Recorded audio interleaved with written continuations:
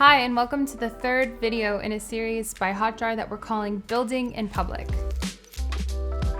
And in this video, we're going to talk about setting a competency framework for product managers to flourish. I'm Megan Murphy, the VP of Product at Hotjar, where I lead our design, data, and product management teams. This series, Building in Public, is about how we make our product, how we make decisions, prioritize, and create a great product culture. Product is a rapidly growing field and still nascent in many ways, which means that not all companies have modern competency frameworks in place. Partner this with the common issue that for many PMs, the only route to a promotion is to go into people management.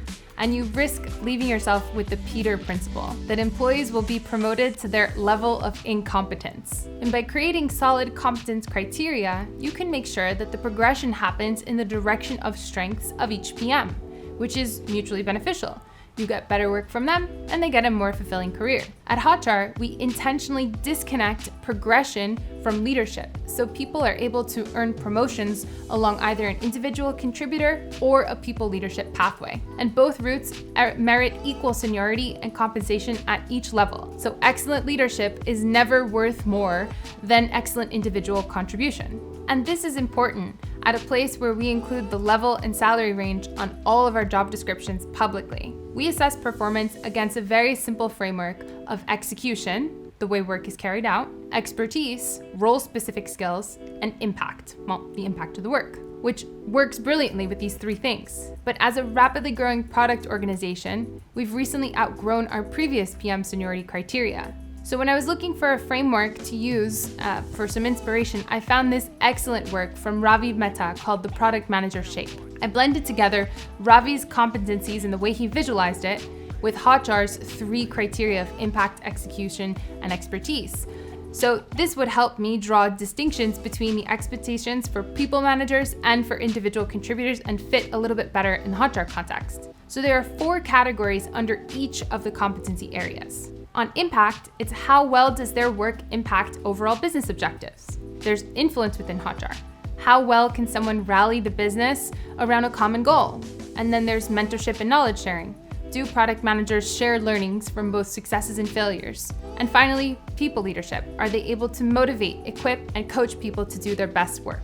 In the second area, execution, we have prioritization and scope management. Can PMs balance competing priorities to focus on clear units of work that deliver value to the customer? Delivery and reliability. Are they able to manage commitments, expectations, and blockers in order to deliver on time and in full? Collaboration. How well can they work with other disciplines and departments to multiply customer and business value? And fourth, we have communication.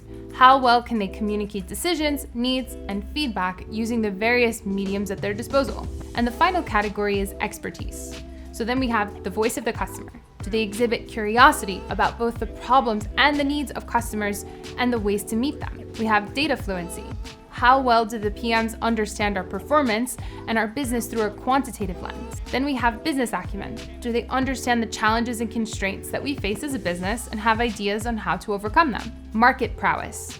Are the PMs able to understand the market in which we operate and then find opportunities without becoming competitor obsessed? So now that we've run through each of our 3 different competency areas and the categories within them, let me tell you something a little bit more personal. So one of my mentors continuously reminds me how important it is to hire people who are capable, not just qualified. So I could hear his voice in my head as I sat down to write out these competencies. If I found an incredible candidate who wouldn't fit squarely into an existing role, there needed to be space for them in other ways. So I knew that part of this process would be expanding the levels of seniority within the team, because originally we started out with just 3 levels. PM, senior PM, and principal PM. And that's pretty out of date given the extent to which we're scaling.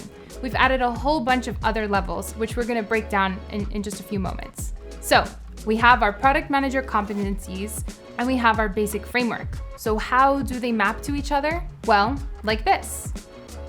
So now that we've mapped our expectations for each level to the diagrams to create an easy reference map for what's expected from PMs at each level. So, for example, an associate product manager's diagram would look like this, where a principal product manager would look more like this. And taking that same level of seniority, but on the people leadership track, you get the director of products role who's got a chart that looks more like this. We've also articulated what we're calling product manager operating context, which complements the chart by giving the person an idea of how they work within Hotjar. This contains things like you work autonomously within the context of a squad and contribute regularly to the broader product team. On your marks, get set, wait! Now here's the bit that I was not prepared for. We had our framework and I thought it was ready to go. But after talking to colleagues in a couple different disciplines, they shared some feedback candidly that I wasn't ready to hear, which, okay, it was great in theory to have this beautiful visualization, but in practice, it would still be really tough to evaluate the performance of each product manager consistently without concrete examples. So even though it would mean a heavier investment of time and energy into the competency framework I'd spent already 2 months working on, I knew they were right and I needed that feedback. So instead of trying to do this myself, I started to hear some voices in my head. And those voices were the product managers on my team saying, Meg, we're here to help. So I asked 2 folks on the team to help me flesh out a couple of examples for the competency at each level. Now, this bit will look a bit different for you, so I recommend coming up with some of your own, but here are a couple of the ones that we came up with. So regarding data fluency, an associate product manager would be expected to be eager to find and understand the metrics that matter for their product area. A senior product manager would share these findings generously to help others better inform their own work. Now, another example regarding market prowess. A group product manager would be expected to demonstrate a solid understanding of Hotjar's broader market position and competitive landscape.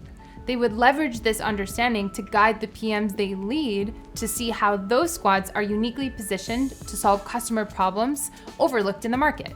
Whereas a director of product would be expected to coach the PMs in their tribe to understand not just Hotjar's market and category context, but also tangential ones that present adjacent opportunities. To wrap it up, this exercise ended up taking far longer than I'd expected, but I mean, we're talking about people's careers here.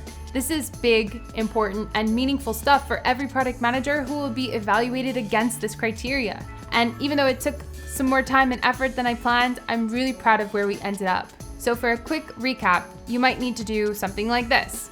Set criteria for success across categories that work for your business. At Hotjar, we use impact, execution, and expertise. Then find a way to map out competencies influenced by something like this or something else like Ravi Mehta's spider graph to show competency areas of each level of seniority within each category.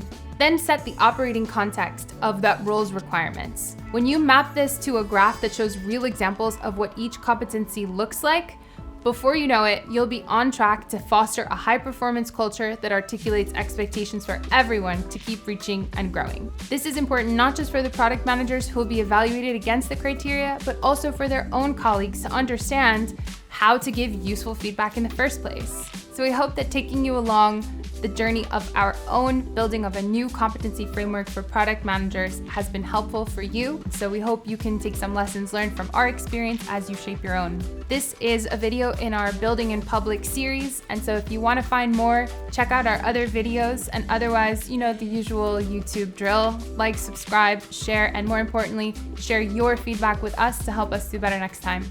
Thank you.